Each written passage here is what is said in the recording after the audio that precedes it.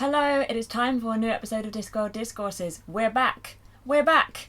I finished my reread of the Discworld series in September, so it's been a couple of months. Now that a little bit of time has passed, I wanted to do a sort of summary type video. So I'm going to be ranking the Discworld books in order from my least favourite to most favourite. And I'm going to be using the ratings out of 5 that I gave in my reviews. I thought it would be interesting. We have a tie quite often. There's only so many numbers, so in those cases I have decided the order now.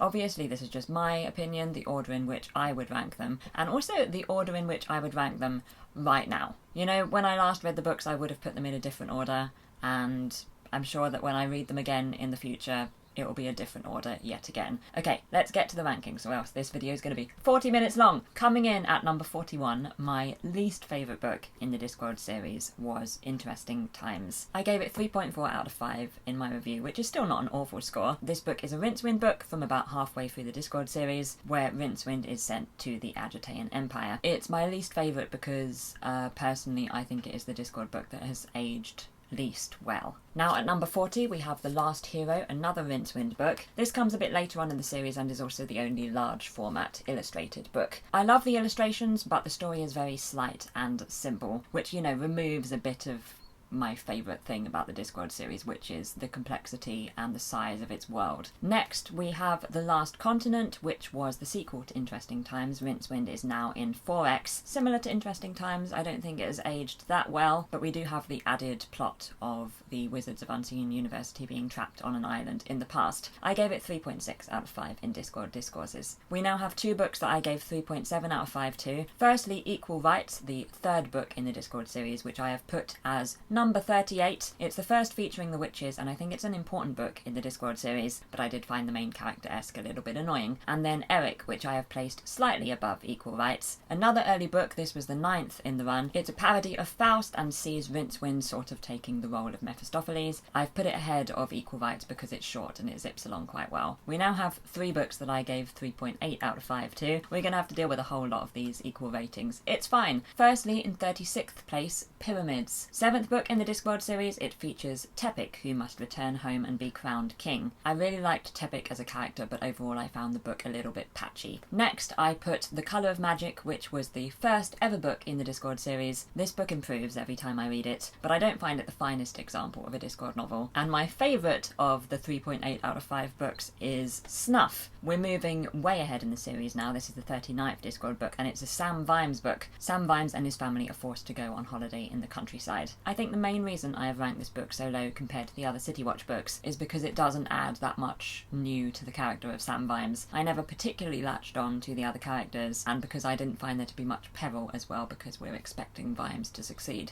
But it is our first real experience of goblins in the Discworld, which I think is a really late and great addition to the series and to the world. In 33rd place I have put Sourcery, the 5th book in the Discworld series, where we meet the first sorcerer for Generations, Coin. I found this book to be one of the weakest in terms of humour, and I also found it a little bit unbalanced. But I did like the complex but not overwhelming plotting, something that the Discworld series is known for and that I think is first very evident in this book. I also gave Witches Abroad 3.9 out of 5. 12th Discworld book, a witch's book. It parodies a lot of fairy tales, and I've placed it ahead of Sourcery because I liked that, but I never really got engrossed in the book. It never entirely pulled me in. And finally, Wintersmith is my favourite of the 3.9 out of 5s. The first Tiffany Aching book mentioned so far, the 3rd book in her series, and the 35th Discworld book overall, so we're jumping ahead again. In this book, Tiffany comes up against the elemental controlling Winter. This book is interesting in the Discworld series in that it doesn't take place entirely linearly, but that didn't work entirely for me because it meant that I knew what was going to happen. We're now up to books that I gave 4 out of 5 to. First, Jingo, a mid-series book that concerns a war breaking out between Ankh-Morpork and Clatch. It's a City Watch novel, and I enjoyed it as a fan of the City Watch and as a fan of Vetinari, but I found it quite uneven, which is why I put it as my least favourite of the 4s. Slightly ahead of this, I have put The Light Fantastic, which is the 2nd Discworld book and sequel to The Colour of Magic. I've put it quite far ahead of its prequel, mainly because I felt that this story had more structure, and because it was closer to me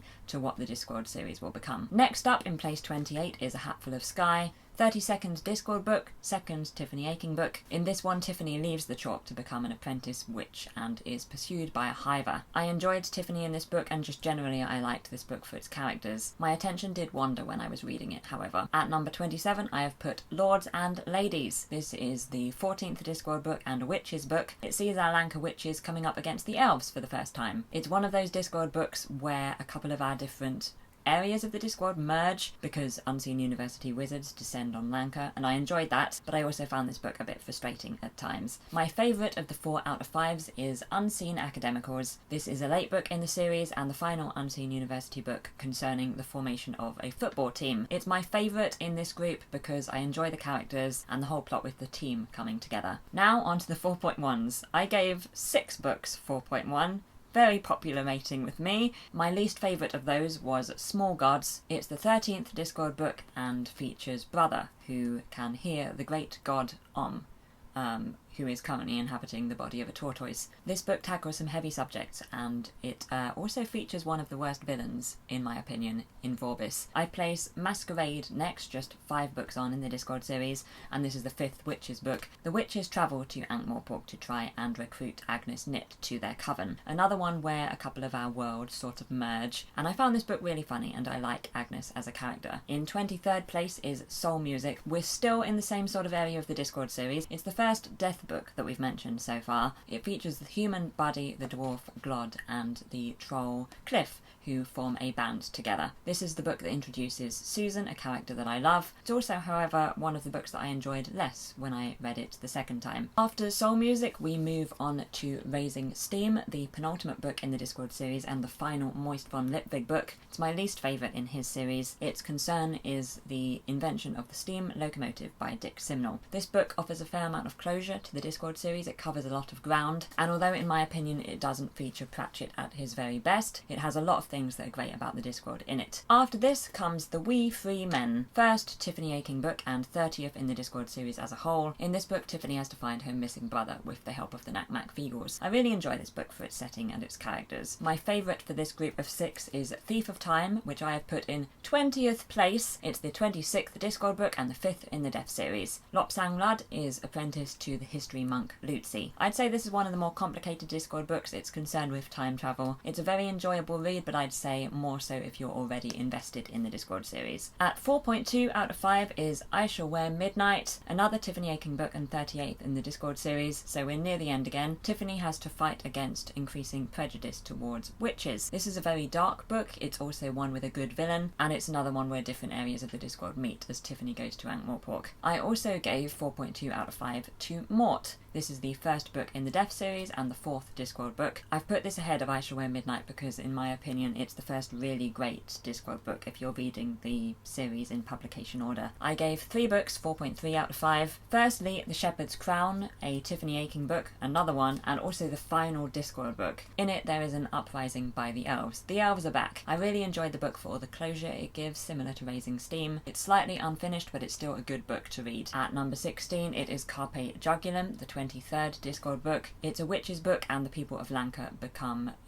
hoodwinked by a family of vampires. I really enjoyed reading it, and I think it's the most accessible of the really parodic Discworld books. I also think it's a well-balanced book. My favourite of the 4.3s is Reap Man, a Death book. 11th in the Discworld series, it sees Death fired from his job and going to work on a farm. I found it a little uneven, but it's still one of my favourites in the Death series. The final act, for me, really stands out in the Discworld series as a whole. I gave 4.4 out of 5 to Weird Sisters, an early book in the series, 6th in the Discworld series. We're back with the witches, and it sees the aftermath of the death of the King of Lanka. Weird Sisters is quite similar to Mort to me in that it is one of the earliest in the Discworld series to feel very much like the best of the Discworld, but I personally slightly prefer Weird Sisters to Mort because it caters to my interest in Shakespeare, and I like the plotting and the characters, and it features 2 of my favourite villains. Also one of the Discworld books that I enjoyed more in this reread than I did before. Tying with the Weird Sisters at 4.4 out of 5 is Monstrous Regiment. Much later on, 31st Discworld book and one of the standalone books, it follows a small regiment from the Borogravian army. I've put this book slightly ahead of of the Weird Sisters because I love the themes and I latched onto the characters in this book a lot. Also, we have the plot of a group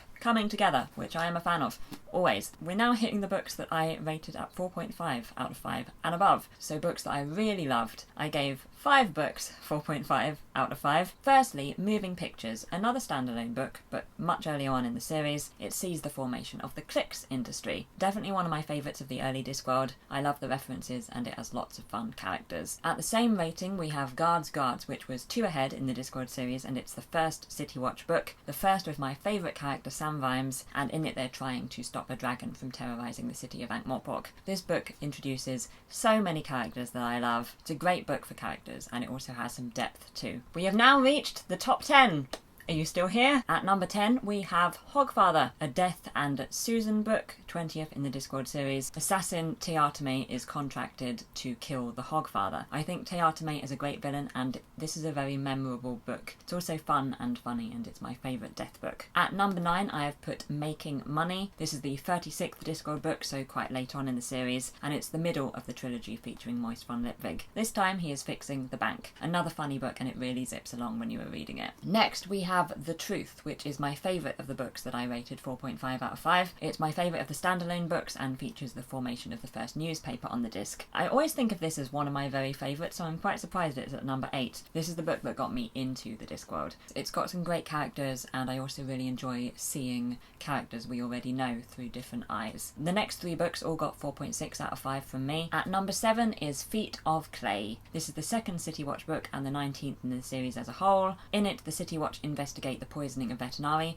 and also some murders that have seemingly been carried out by golems. It has one of my favourite openings in the Discworld series, and it's a great book for character and plot. Next up is Thud, a later City Watch book at 34th in the series. It's concerned with tensions between dwarfs and trolls as the anniversary of the Battle of Coombe Valley looms. I've put this ahead of Feet of Clay because it gives so many characters time to shine, and it has some great themes and a lot of depth and relevance. My favourite of the 4.6s, and at number 5 in my list of favourite Discworld books, is The Amazing Morris and His Educated Rodents. This is the first young adult book and the 28th Discworld novel, and it's my favourite of the young adult Discworld books. In it, a group of rats, a cat called Morris, and a human called Keith seek their fortune in the town of Bad Blintz. This is a very easy read and it's surprisingly dark. I love the relationships between the rats, and this book is just so surprising and exciting, and I love it. At number 4, with a rating of 4.7 out of 5, is The Fifth Elephant, 24th in the Discworld series and another City Watch book. In this one, Sam Vimes is sent on a diplomatic mission to Ubervoord. I love this book because it has quite a complicated plot and it offers great character development for Vimes. It's also definitely gone up in my estimation in this reread. I wouldn't have placed it so highly in my last read of the Discworld series, but this is the only book in this reread that once I finished it I immediately wanted to pick it up and read it again. At number 3 we have Men at Arms, my third favourite Discworld book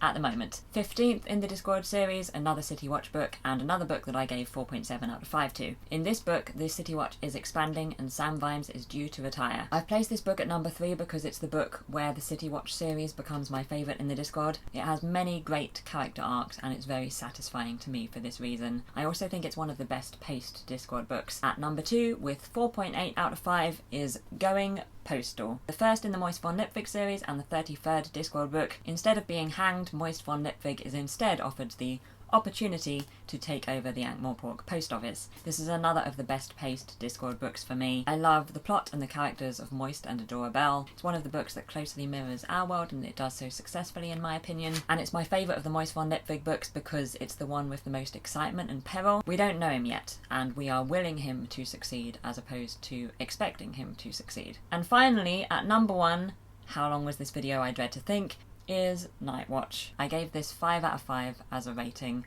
I think it's the only book that I have ever given 5 out of 5 to. This has been my favourite Discworld book since I read it. It's no surprise to me that this is at number 1. It's always been at number 1. It's the 29th in the Discworld series, and in it Sam Vimes is sent back in time by 30 years and becomes his own mentor. I adore this book. It has one of the most complicated plots. Like Thief of Time, it's concerned with time travel. It has so much depth, amazing characterization, a good villain, and it's really epic. It's a very rewarding book. There's a lot to think about, and it's also funny and exciting. I love it. It's also a book that you should read after you have already read a bunch of City Watch books. So that is it. We have reached the end of the video. You're probably quite relieved. I'm certainly quite relieved. I hope this was interesting or fun to watch. Thought it would be a nice way of summarising my experience of the series as a whole. I'm looking forward to making some more episodes of Discworld Discourses in the future, so look out for those in the next few weeks and months. And I'd also love to know your favourite Discworld books. Just a short list in the comments if you know all 41 in order. That would be great. With ratings, I am kidding, please do not do that. But if you have a top 3 or a top 5, then I would love to hear those. Let's move across to the end screen if you'd like to see my latest video or some more Discworld Discourses where I actually did the reviews. Then you can do so below me here, and if you're interested in subscribing to my channel or visiting my website, then you can do so beside me here. Also, if you fancy it, there is a link to my Patreon page in the description below. Thank you for watching, I hope you have a great day, and I will see you soon.